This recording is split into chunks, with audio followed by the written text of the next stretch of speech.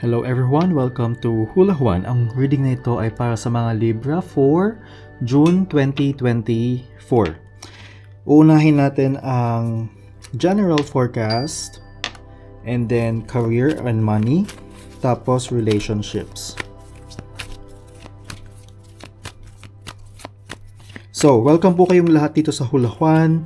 Ang goal ng channel nito ay magbigay ng gabay using light from above with loving intentions para may positive energies ang lahat. So, unahin natin ang general forecast. So, na-late po ako ng pagbigay ng reading ninyo because, as usual, napaka-busy pero sobrang busy ko lately, so hindi ko po nagawa ng paraan to record this, but hopefully, this is still going to be helpful for you, and it will be, I'm sure. So, unang-una, general forecast. Libra, you have the hangman energy. There are things na parang hindi ka ba sanay, or there are things na parang you're comfortable with doing things na hindi mo naman talaga siya at the beginning. It's either hindi mo siya ginusto or hindi ka ganun kasanay. But then, you have this parang clearness sa inyo that you're fine in doing whatever that is that you're doing. In the past, hindi ko alam kung ikaw ba ay tinatamad or were you having tinatamad ka ba or parang hindi ka ba nagkakaroon ng inspiration to do things. This is what I see here. Parang sigurong napapagod ka siguro. Yun yung nakikita ko rito. Parang kasi paulit-ulit yung ginagawa mo parang feeling mo gusto mo ng something else. Basta parang hindi ka siya ganun kasaya, no? But then you have the wheel of fortune in June. So this is telling me may mga makikita kang new opportunities, meron kang makukuhang mga maybe new learnings.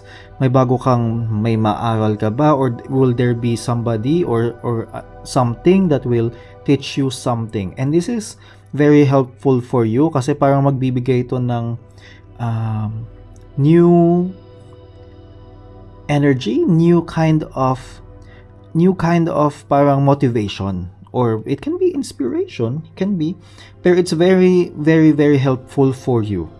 Okay? Ang advice sa'yo, Libra, is the Hermit in reverse. So, wag mo na masyadong hukayin sa sarili mo. Ano ba yung gusto mo? Ano ba yung gusto mo? Basically, because actually, alam mo naman kung ano yung gusto mo. You know yourself well. Just, wag mo na masyadong pang pag-isipan kung ano-ano ba or what yung mga duda mo sa sarili mo. Just, ano yung pinaka magaan or pinaka magme-make sense sa'yo. Yun yung gawin. Doon ka lang.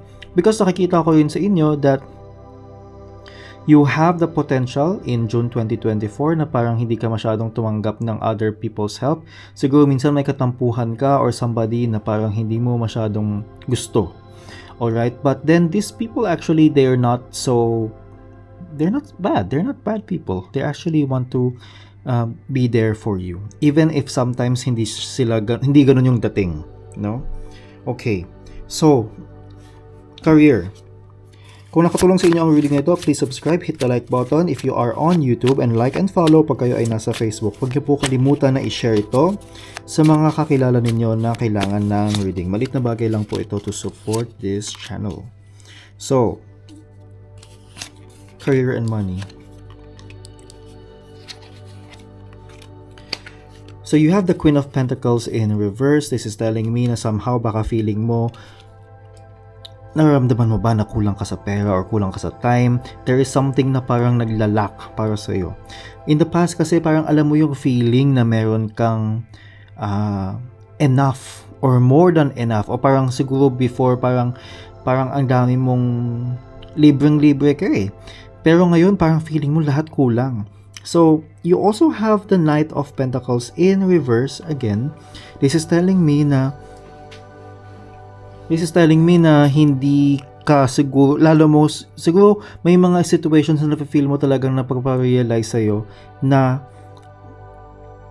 hindi ka ganun ka, kumbaga kung ano yung situation mo ngayon, ma-realize mo siya. Siguro may mga bagay na na kailangan mo siyang ma-learn, na kailangan mong baguhin, but then things are the way kung ano siya ngayon is because of something na kailangan mong malaman at kailangan mong maintindihan for yourself. Alright?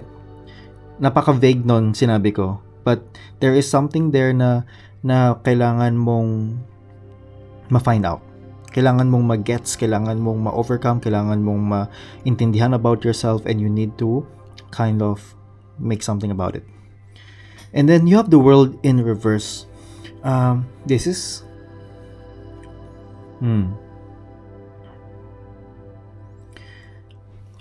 ang sinasabi dito, it doesn't matter naman kasi, 'di ba? It doesn't matter naman kung minsan feeling mo magaan, minsan feeling mo mabigat when it comes to your career. It doesn't matter because ganun magbabalanse din ang lahat. Okay? So, don't worry masyado. Don't look at other people. Don't compare yourself with anybody. Kasi it may affect your ambition. It may affect how you see yourself, and it may affect your kung paano ka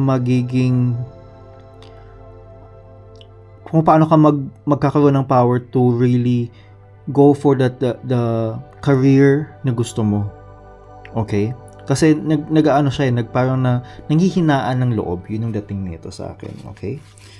Alright. So, punta tayo sa relationships. Relationships doesn't have to be romantic partners. Oops.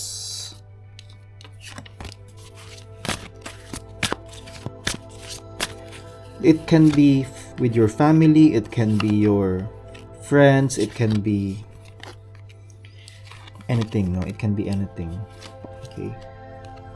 Okay. You have the Prince of Wands. This is telling me now when it comes to your relationships, you can be very, very vocal about things. Even in the past, ganun ka din. But you have the potential to be very, very content when it comes to your relationships. There are things na pwede mong maintindihan about or see and appreciate.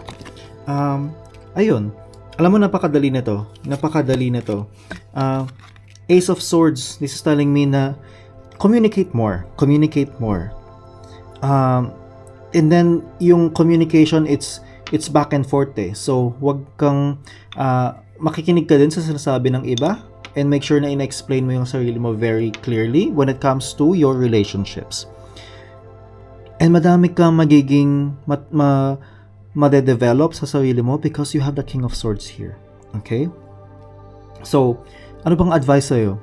The Hermit na naka-reverse, it is telling you na you know yourself. Okay? The World in reverse, it doesn't matter. You don't have to compare yourself to anybody. And you have the Ace of Swords. Communicate more and be very kind. Ganun lang. Okay? So yan ang forecast mo for this month. Subscribe on YouTube and follow Hula Juan on Facebook para every month may abangan kang forecast for your sign. Always remember, sa lahat ng gagawin mong desisyon, dapat mabuti ang iyong intensyon. See you sa next reading.